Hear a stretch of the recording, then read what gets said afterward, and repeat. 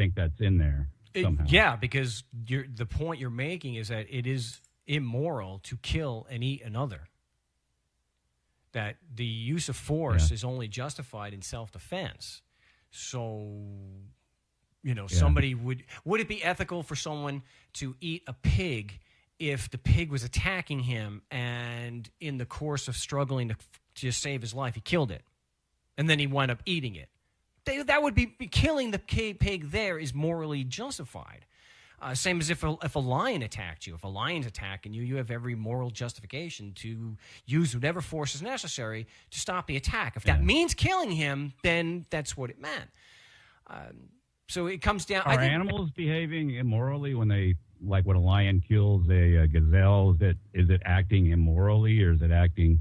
Well, it's acting on its own instinct. But I mean, you understand animals kill other animals, and it's fairly regularly. Well, a lion killing a gazelle. The lion nor the gazelle can conceptualize. They don't have a concept of whether it's moral. So there's certain implications for them that there won't be for us. There's certain. You have to be able to understand the consequences of your actions. Two, the lion by nature, and this is not an appeal to nature fallacy. The lion by nature is a carnivore. He cannot live without eating meat. He may be able to, like my cat, for example. All cats tend to eat grass. But that doesn't mean that that's all they have to eat. If my cat does not eat meat, just like the lion, like any true carnivore, they can die. Yeah. So the lion... Well, they can die, but not necessarily. I mean, you could have a carnivore survive to a certain degree on just plant material. I mean, that's possible. I would imagine. I don't know. I don't know if a lion... Cats will die. Cats will die without meat, but they can live a certain. They'll have a shorter lifespan, but they can still survive.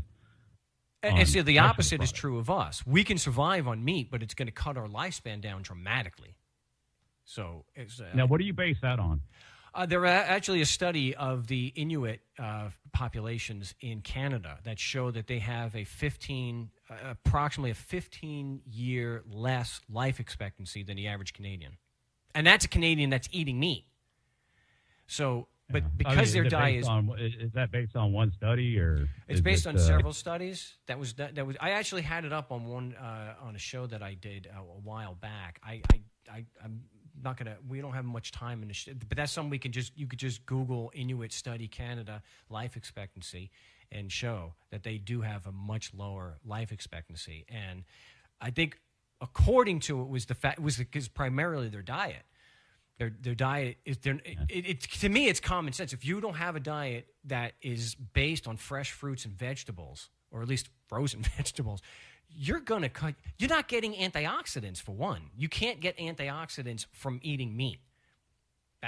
I don't know about. I know there's different studies, and I mean you would have to agree that there's conflicting studies. There's studies that are out there that will take the opposite track. That you understand that, right? I mean, you can get conflicting information. There's a lot of conflicting information on the internet. There's like paleo stuff, and then there's vegan stuff, and both of them equally have, science, quote unquote, behind them. Their claims, and I think it's easy to get confused for a lot of people. But I know people personally, just because I like to kind of lean on my own personal observation, stuff I've seen directly firsthand. I know of a farmer that, you were talking about how terrible eggs were on your last show. They said they're horribly bad for you. And I know personally of a farmer who produced eggs and lived to be like 95 years old.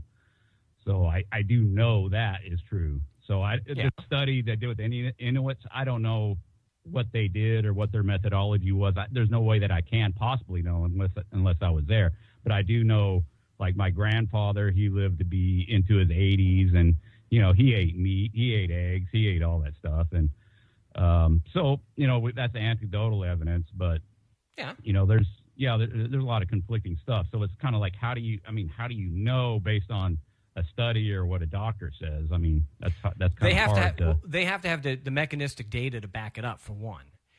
Because I can give my own anecdote. I had a grandmother and on my paternal side, and she lived with a clear head until her early 90s. And if she wasn't a DNR, she probably would have lived close to 100. Now, she smoked like a chimney. To quote my father, she smoked like a chimney and drank like a fish. Now, no one's going to turn around and say that the reason she lived to 92, she lived to 92 despite having a bad diet and whatnot. And so we want to look at population studies that have been done over decades and decades, and that have been done by different the different sources. So when you see the population studies that are done, the two groups that consistently come to the topic, okay, but the Okinawans being one of them, not so much anymore because they adopted a Western diet, but the Okinawans and when they were predominantly vegan, and the Seventh-day Adventists out of Loma Linda, California, have the highest. The Loma Linda Adventists have the highest life expectancy of any group in the world. I believe that's true, but yeah, they don't smoke and drink though, so you got to factor that in. So how does that, if you're taking samples of the population that are, high percentage of drinkers and stuff like that, and then you say, well, on average, Seventh-day Adventists live longer. It's like, well, there's all kinds of variables, Mark. I mean, you can't just say, well, correlation is causation in the case of this, but it's not in this. So those studies are there's problems with those studies, and of course they're prone to bias. So I think what it comes down to for a lot of people is like a moral, ethical issue.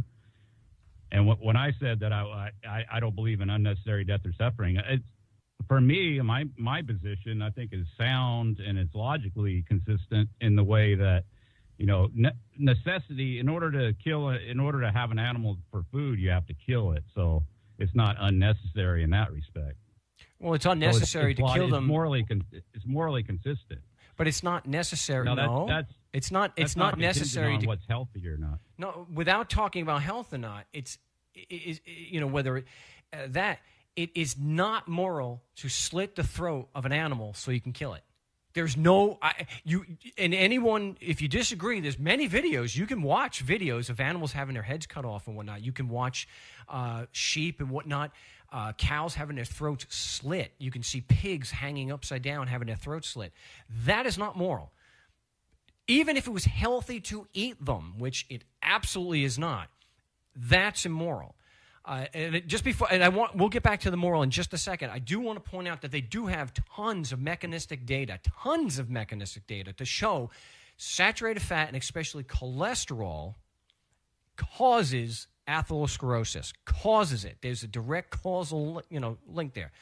So eating animals is the only way to get dietary cholesterol. You cannot get cholesterol from eating an avocado or that. So that itself, and eggs are really high. Eggs have the highest concentration of dietary cholesterol of any food. That eggs are the highest, and being that atherosclerosis is the number one killer in the world, and we can show that saturated fat and cholesterol cause atherosclerosis. You can say that without any doubt, eggs and anything that has cholesterol is going to be bad. But I agree with you. It shouldn't be a moral issue. It should only be a moral issue. And I just can't see how slitting the throat of a living animal who wants to live, who is in no danger to you, could possibly be moral, especially when you can meet all of your nutrition needs, all of them, on a plant-based diet.